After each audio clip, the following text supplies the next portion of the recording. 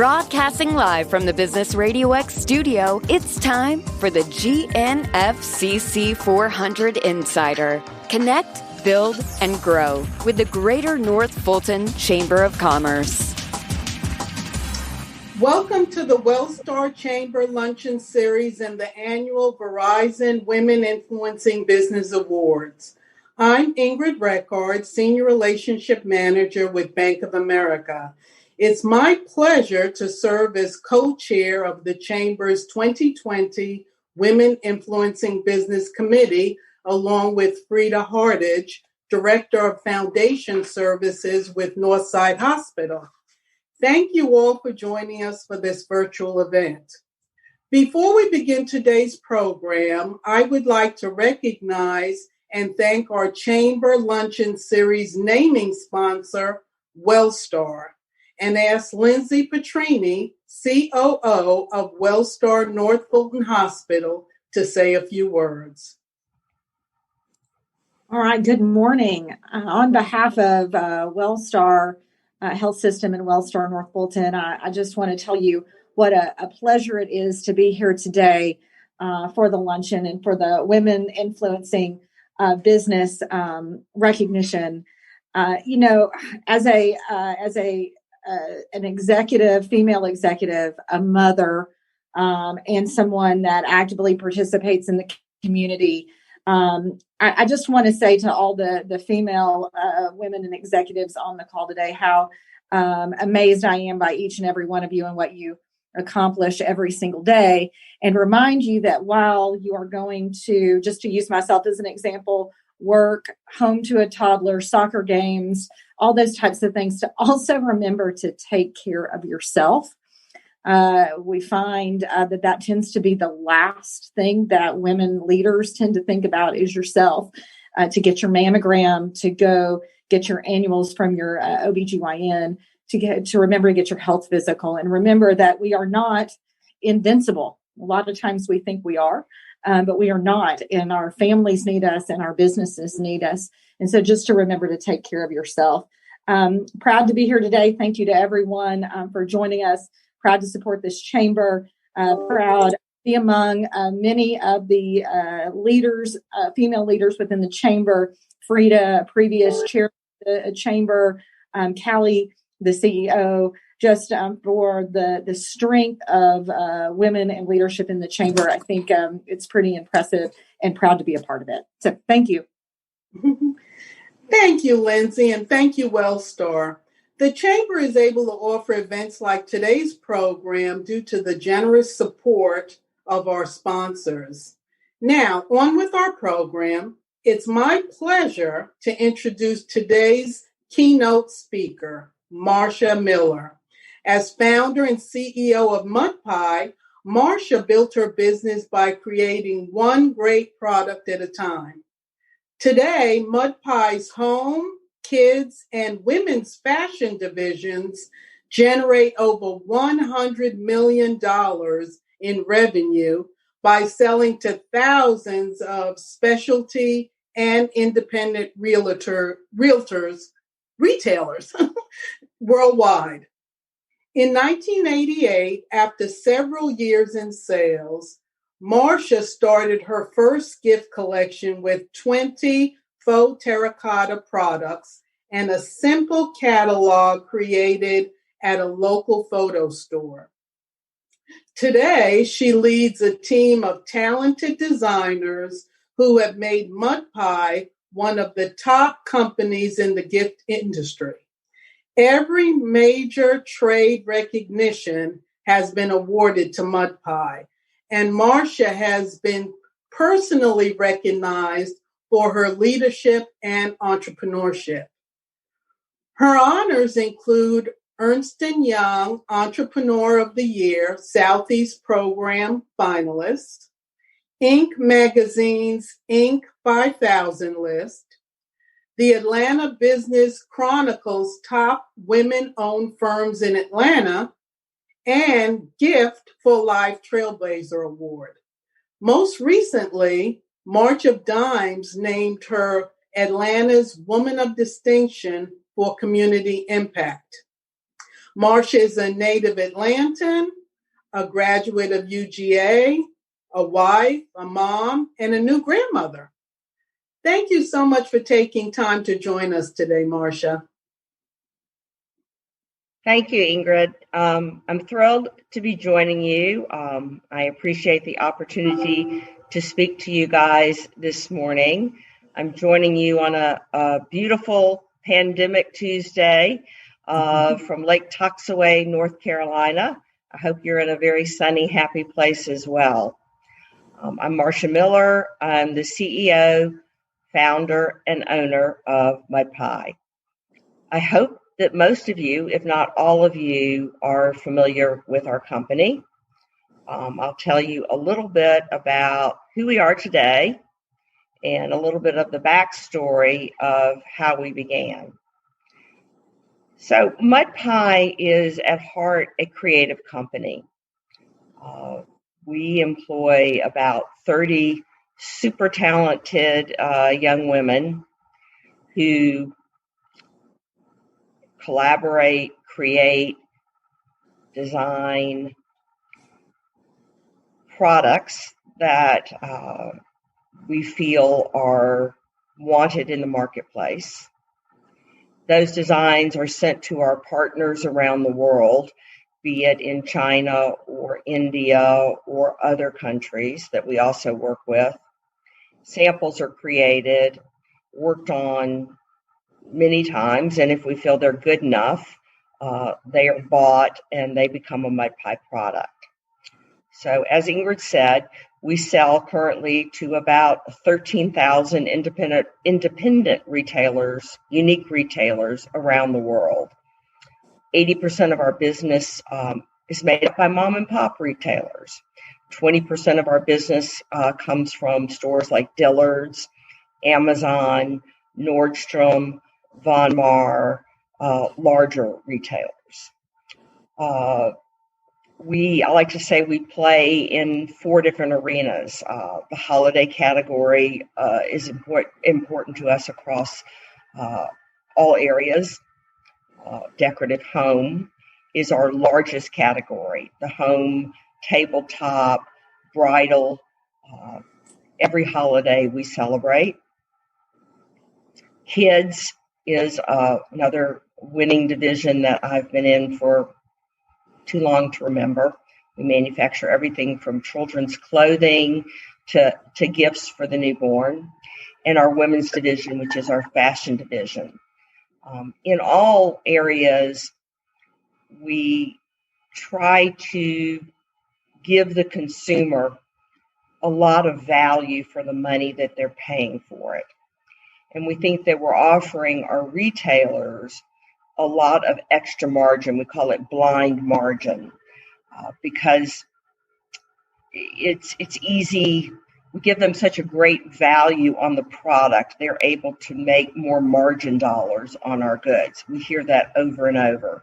We also hear over and over from consumers that good times or bad times, perhaps you're not in the market for a $250 cheese board as a house gift, but you might want to spend $50 or $75 for a cheese board.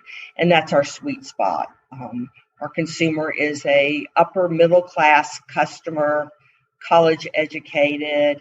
It's primarily a woman who loves to shop, who loves to nest, who loves to create and warm her home and celebrate life, celebrate holidays, celebrate everything. So that is what Mud Pie is about today. Our sales are in excess of $100 million. And so now I suppose I'll go backwards and tell you just a little bit about how it all began. People often ask me, well, did you plan this? Did you know what you were going to do? Was this on your radar? And I laugh. Of course not. Who knows what life is going to give them, what life is going to unfold. So I went to the University of Georgia. I was a journalism major with a PR and English. And so my senior teacher told me that I was a good writer, but no, I was not going to move to New York and write for Newsweek magazine. That just wasn't in the cards. So I married my college sweetheart. We moved to Florida, and I got a job through Georgia's junior executive program with Jordan Marsh, which is a now defunct department store. And I suppose that's one of the first life lessons that I've discovered, which is I think that you don't always know what your talents are, what your interests are. And as you go through life, as you experience different things, those talents unfold, I think, if you're lucky. And so I discovered that I loved business. I loved working. And that was my first revelation. But I also decided that if I was going to work, I wanted to make as much money as I could. And I didn't want to shelve pillows in 200-degree heat in a 4-foot stockroom. My husband and I moved back to Atlanta. And 11 months later, good fortune was that Atlanta became the center of the Southeast. John Portman built something called America's Mart, the Atlanta Airport, Savannah's port. All of those things I think are good luck. Another life lesson I think is that so many people, most people probably work super hard all their lives, and they may never achieve what they call success. I think you can label success lots of different ways. It doesn't have to be monetary success.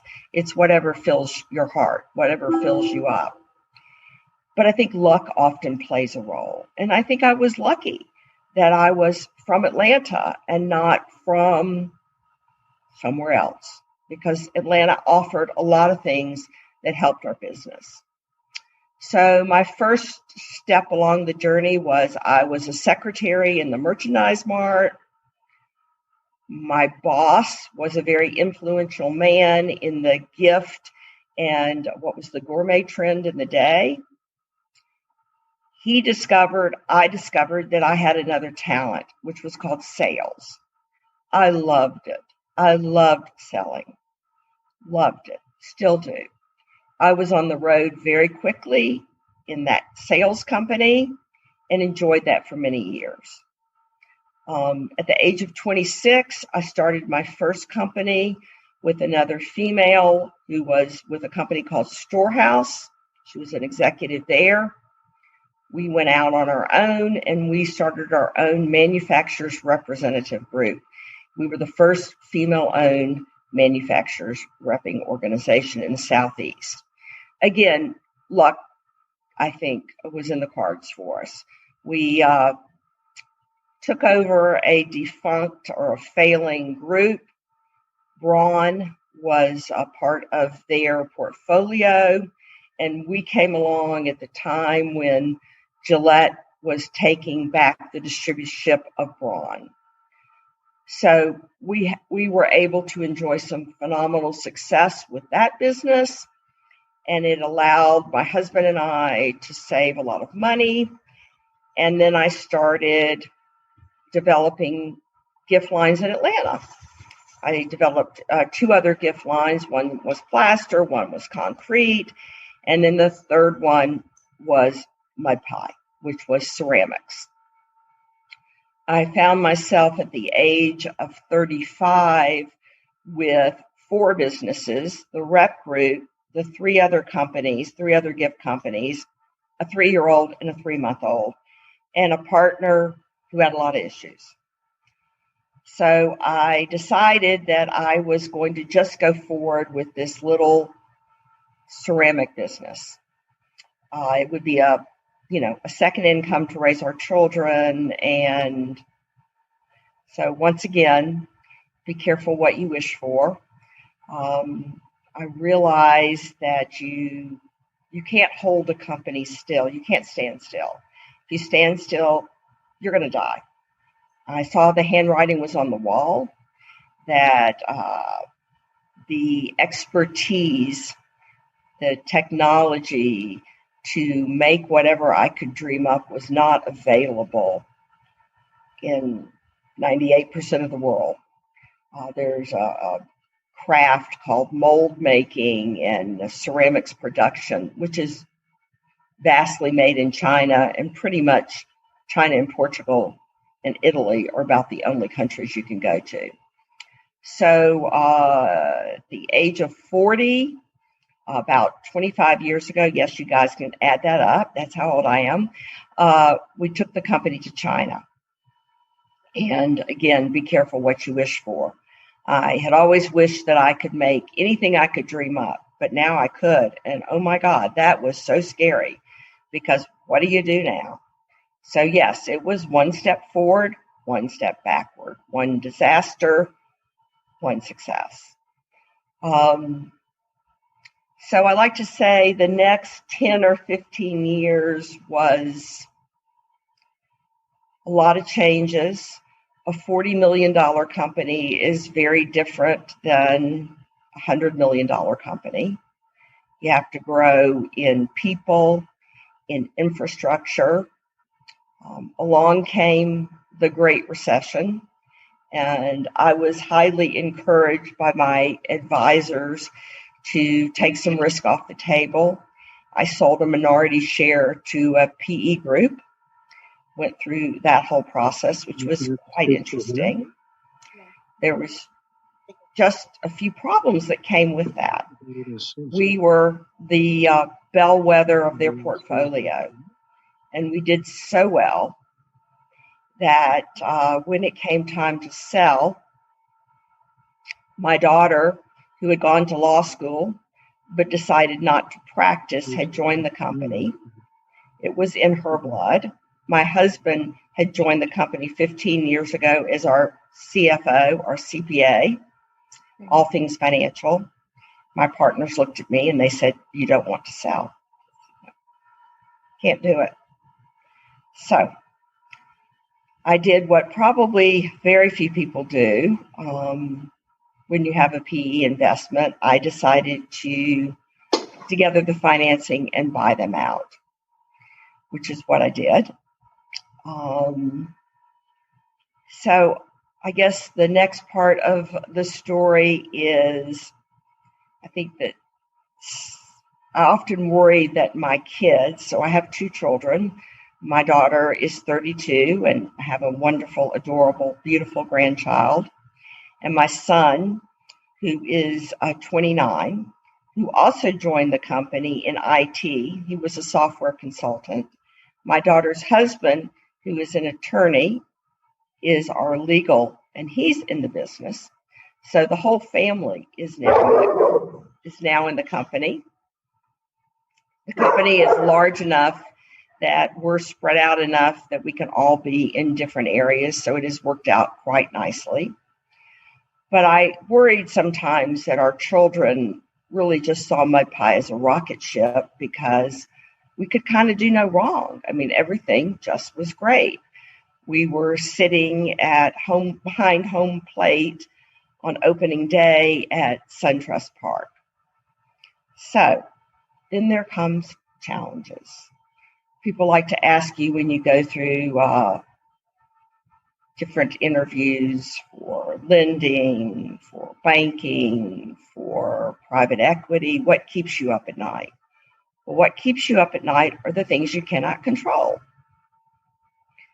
Can't control a global pandemic, right? Who could have predicted that this would happen, and what you would do, and what is your playbook? We installed a WMS system right before a Christmas season 2 years ago. I've learned the words failed implementation, disaster. How do you overcome that? In 2017, I was in a horrible accident. I was at our downtown showroom, leaving the building to meet my husband about building a new warehouse, and I was actually hit as a pedestrian in a crosswalk by a dump truck. And many of my friends said, "Well, you're going to retire now. You're going to give it up, right?" And I said, if all I'd had was Oprah and Dr. Phil and my beloved Springer Spaniel, I would have killed myself. I could not wait to get back to work. I went from physical therapy with a driver to work. So you can overcome a lot, and I've learned that which does not kill you only makes you stronger. And I believe you learn a recipe for the challenges of life.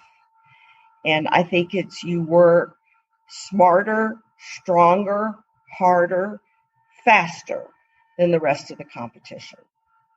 And you have to have the mindset that failure is simply not an option. It wasn't for me, and it never will be. And I think believing in yourself, having a tolerance for risk. Sure, there are times you get down, there are times you get scared, but knowing that you will find a way, and you will, and that you're going to be successful, and you're going to overcome it, and you're going to get through it, and it will be over, and the sun will shine again, is key to everyone's success. I think I'm up. Thank you, guys. It's very hard speaking in front of a group with nobody talking back to you. But once again, I hope that I answered some of your questions and told you my story as best as I can.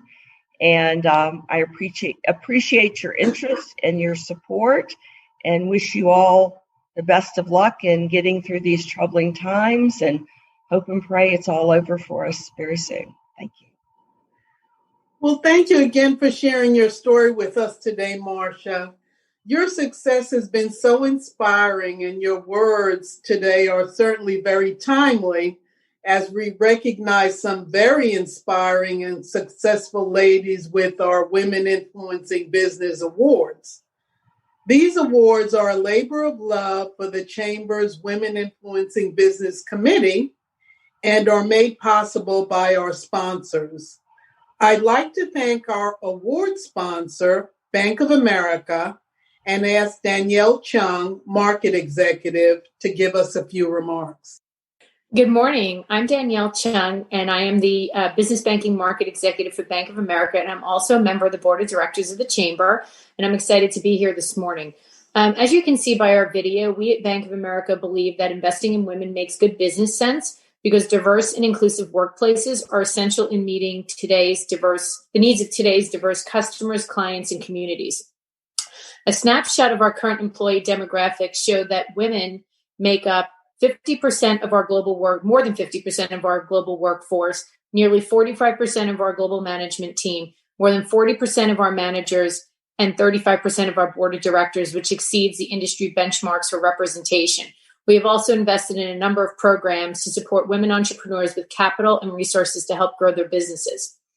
We're proud of these investments, which have been noticed by Working Mothers Magazine's 100 Best Companies and Bloomberg's annual Financial Services Gender Equality Index. The bank was also named 2019 Catalyst Award winner for the support of women in the workplace, 2019 Top Company for Women Technologists by AnitaB.org, and the World's Best Bank for Diversity and Inclusion by Euromoney Magazine. Most importantly, Bank of America is excited to support women-owned businesses across Atlanta and more specifically here in North Fulton. We are thrilled to be a sponsor of the Women Influencing Business Awards, and I want to congratulate Julie Haley, Gloria Mattei, and Jennifer Cantor for being honored today. And thank you for allowing us to sponsor this event. Thank you, Danielle. We appreciate Bank of America for sponsoring today's Women Influencing Business Awards. We would also like to thank our awards gold sponsor, Fraser and Dieter, for their support. Roger Lusby is managing partner. Roger, would you give us a few remarks about Fraser and Dieter? Yes, well, thank you very much. Fraser and Dieter is honored to sponsor the Greater North Fulton Chamber of Commerce women's events. And I am actually substituting for my partner, Karen Thurman. Many of you who know Karen know that she's continuing with her care, and we have our best wishes and prayers that she gets well. Thank you, Roger. We appreciate Fraser and Dita's continued support. Now, I'd like to turn the program over to Frida Hardage to continue with our Women Influencing Business Awards.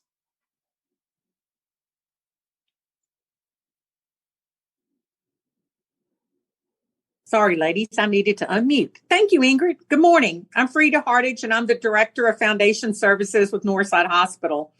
And it's been my pleasure to co-chair this year with Ingrid. And this year's Women's Influencing Business Committee, it's my honor to recognize this year's award winners for their outstanding accomplishments. These recipients were selected by a committee of former award winners and members of the Chamber's Women's Influencing Business Committee.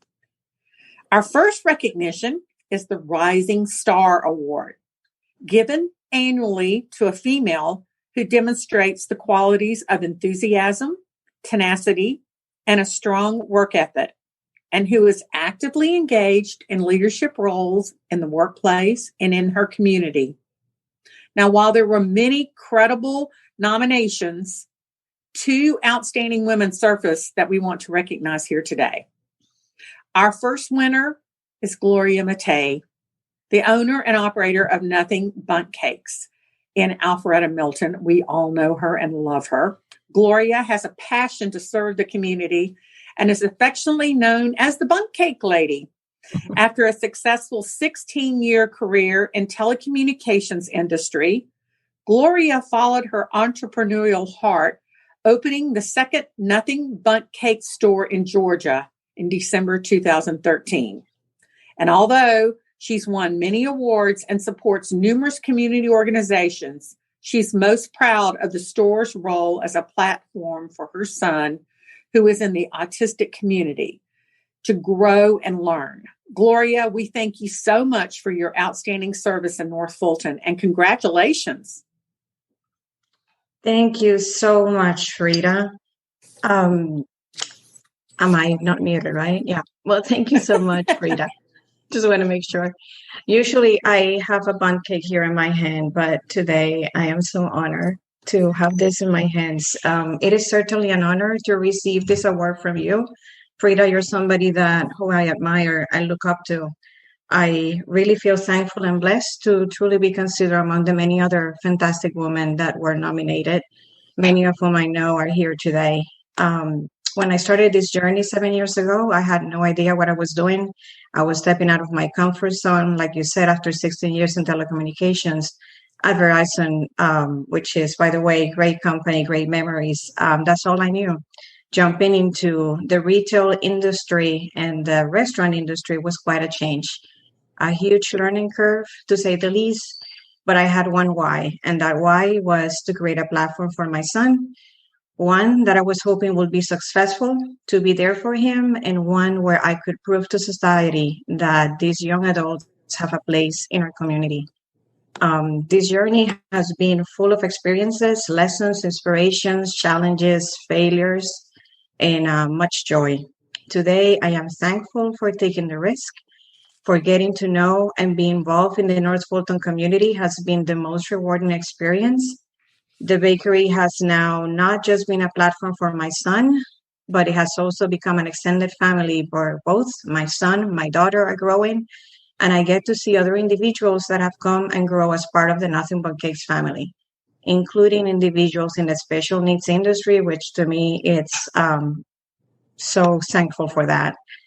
Thank you to the Greater North Fulton Chamber of Commerce. Most of my meaningful connections have been created through your support. And as part of Women Influencing Business, I have been inspired by many women that are here today and in the community. And if I can inspire you in any way, I just want to say, don't be afraid, be true of your why. There will always be a sense of fear of the unknown, but don't let that stop you. Just keep looking forward, work with what is in front of you, stay consistent. Once you take that first step, everything will come at the right time. Be thankful for all the experiences that you have. That's what's going to keep you going. Thank you, Frida. Thank you, everybody, so much. Thank you, Gloria, and congratulations again. Thank you. Now, our second Rising Star Award is Jennifer Cantor with Rivers Academy. Jennifer's passion for education is evident in her continual drive to create learning opportunities for both her students and instructors. In the span of 10 years, she went from language arts teacher to admissions director to principal and most recently to co-owner. She considers it a privilege that families entrust her with the education of their children. Rivers Academy is an alternative school offering a compacted college prep curriculum to students from grades 4 through 12 who are serious athletes, performers, and community activists. She has seen a 20% enrollment growth since purchasing the school in 2018. Congratulations, Jennifer. Thank you. I hold my award. I usually do have a Bundt cake here, but I don't own a Bundt cake company. So first off, I just want to thank you, the team that put this together for us. I know it wasn't your initial plan to have it virtual, but you guys have gone above and beyond to make this meaningful for us. And that does not go unnoticed, even though we're doing this through a screen. So we do appreciate it, and I appreciate it greatly. When I got this award, I will say I was truly shocked. I was coming off maternity leave and came back into this wonderful place that I love and found out in March. And I've just been thinking this whole week about just God's timing and how it's just so funny, but everything happens for a reason. And had I received this award last year, I would have still been honored. I would have still been very much appreciative. But to get it now in October of 2020, when the entire education world has been turned upside down, and every educator, from the secretaries to the teachers to the admin, have had to pivot and make tough decisions, more so in 1 month than in years prior, means such a great deal more.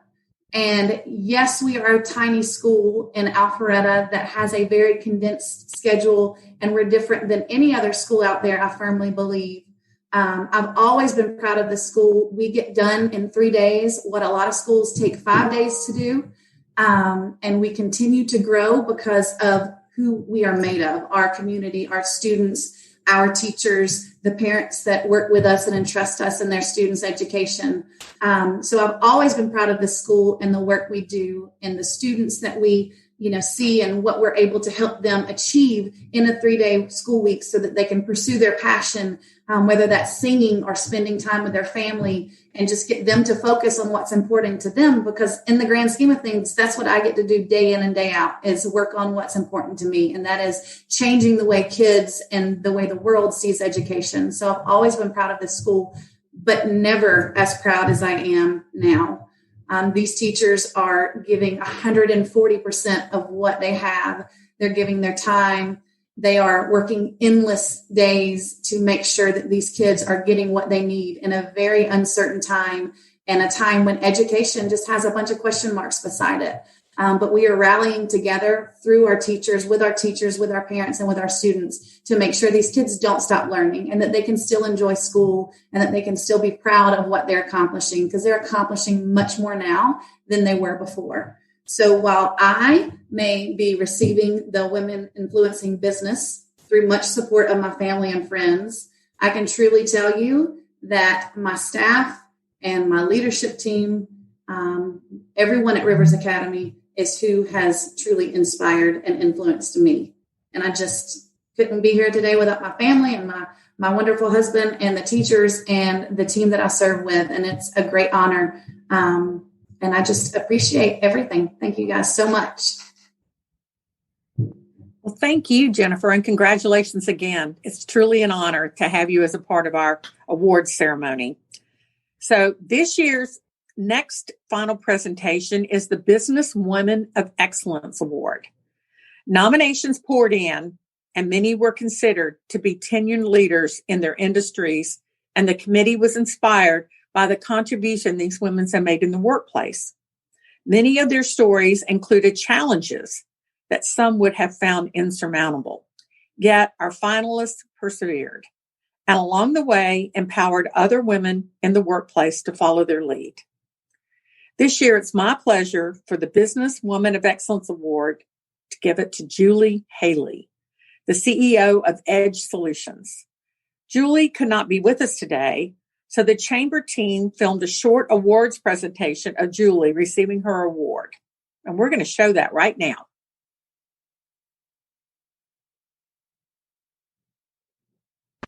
Good morning. I am so excited to be here to present the Businesswoman of Excellence Award to Julie Haley at Edge Solutions. Before I do, let me tell you a little bit about Edge Solutions, the boutique technology solutions provider that she co-founded from her kitchen table in Johns Creek in 2008. Over the last 12 years, it has grown to revenues of $50 million, has 34 employees in the Southeast, and customers in the U.S. and abroad. The company has no outside investors and no debt, which is amazing in these days. Julie is also very involved in the community. She is a founding board member of Tech Alpharetta as well as Tech 400 at GNFCC. And she also serves on the Gwinnett Tech Board of Directors, the North Fulton Community Charities Board, and the Georgia Chamber's Board of Directors. Julie, you are such an inspiration to so many business leaders, not just women, and I'm incredibly proud to present to you the Businesswoman of Excellence Award for 2020. Thank you so much, Kylie. Oh, you're so welcome. What an honor. I just want to say how gratifying this is personally and professionally, especially when there's so many deserving women of this award in the North Fulton area. A leader is only as good as her team, and Edge has the best team ever. So I want to thank them, and I also want to thank the best local chamber ever, which is the Greater North Fulton Chamber of Commerce. I want to thank the Women Influencing Business Committee, the whole committee. Thank you so much. And again, here's to Edge, and thank you. Thank you, Julie. Congratulations. Thanks. Back to you.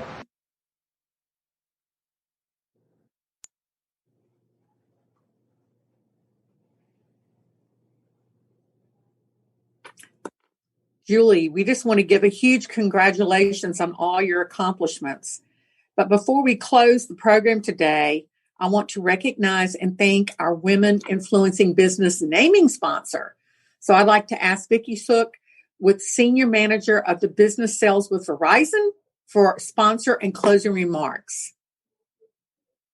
Thank you, Frida. Hi, everyone. On behalf of Verizon, we're truly grateful for the opportunity to invest in this sponsorship, and I'm honored to represent Verizon here today. This has certainly been a very meaningful and impactful session. As a mother of three with a sales leadership job with Verizon, where, by the way, my boss and her boss and her boss, so all the way up to my VP, we're all females.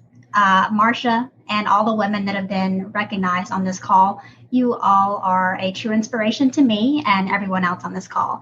And this is the very reason why we choose to sponsor this series. We know how important this is and the profound impact that having fearless female leaders share their humbling stories and their incredible successes with as many as we can.